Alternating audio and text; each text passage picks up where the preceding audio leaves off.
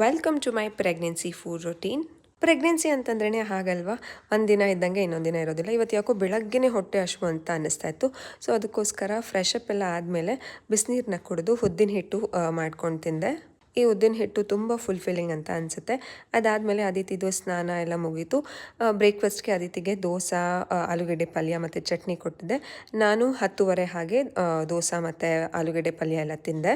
Breakfast ಆಗಿದ ತಕ್ಷಣವೇ ನಾನು ಮಧ್ಯಾಹ್ನಕ್ಕೆ ಏನು ಬೇಕೋ ಅದನ್ನು ಮಾಡ್ಕೊಂಡು ಇವತ್ತು ಸೊಪ್ಪಿನ ಪುಡಿ ಹಾಕಿ ಕಿಚಡಿ ಮಾಡ್ತಾಯಿದ್ದೀನಿ.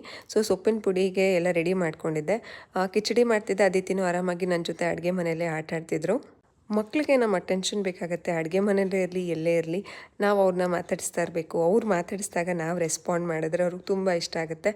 ಅದಿತಿನೂ ನಾನು ಅಡುಗೆ ಮಾಡುವಾಗ ಮಾತಾಡಿಸ್ತಾ ಇರ್ತಾರೆ, ಏನೇನೋ ಹೇಳ್ತಿರ್ತಾರೆ, ಸ್ಟೋರೀಸು, ರೈಮ್ಸು.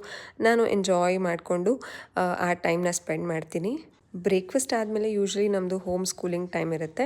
ಒಂದು 12 ಗಂಟೆ 12:30 ಹಾಗೆ ನಾನು ಅಡುಗೆ ಮನೆಗೆ ಹೋಗಿ ಮಧ್ಯಾಹ್ನದ ಊಟಕ್ಕೆ ರೆಡಿ ಮಾಡಿಕೊಂಡು ಆಮೇಲೆ ಊಟ ಮಾಡ್ತೀವಿ. ಅದಿತಿ ಯಾಕೋ ಇವತ್ತು ನಿದ್ದೆನೇ ಮಾಡಲ್ಲ ಅಂತ ಹೇಳ್ತಿದ್ರು, ಆಟ ಆಡ್ತಾನೆ ಇದ್ದರು.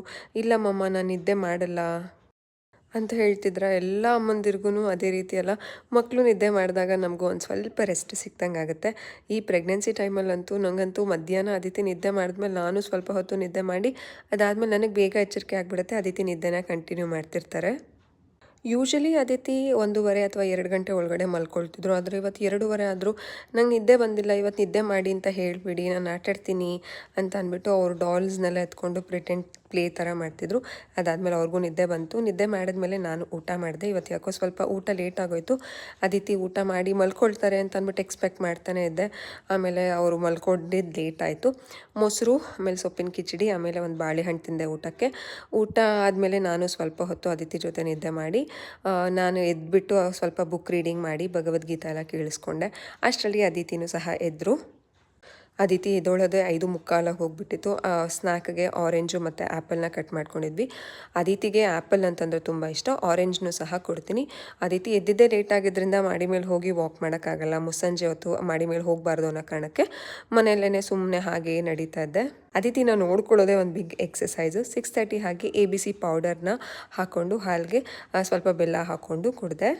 ನೈಟ್ ಊಟಕ್ಕೆ ರಸಮ್ ರೈಸ್, ಕಾಲಿಫ್ಲವರ್ ರೈಸ್ ಮತ್ತು ಒಂದು ಮೊಟ್ಟೆ ತಿಂದೆ. ದಿನದಲ್ಲಿ ಒಂದು ತರಕಾರಿನ ಇನ್ಕ್ಲೂಡ್ ಮಾಡ್ಕೊಳ್ಳೋದು ತುಂಬ ಒಳ್ಳೆಯದು. ಆ್ಯಂಡ್ ಫೈನಲಿ ಮಲ್ಕೊಳ್ಳೋದಕ್ಕಿಂತ ಮುಂಚೆ ಬಿಸಿನೀರನ್ನ ಕುಡಿದು ಹಾಲಿಗೆ ಕೇಸರಿನ ಹಾಕ್ಕೊಂಡು ಹಾಲು ಕುಡಿದು ಆರಾಮಾಗಿ ಮ್ಯೂಸಿಕ್ ಕೇಳ್ತಾ ನಿದ್ದೆ ಮಾಡಿದೆ.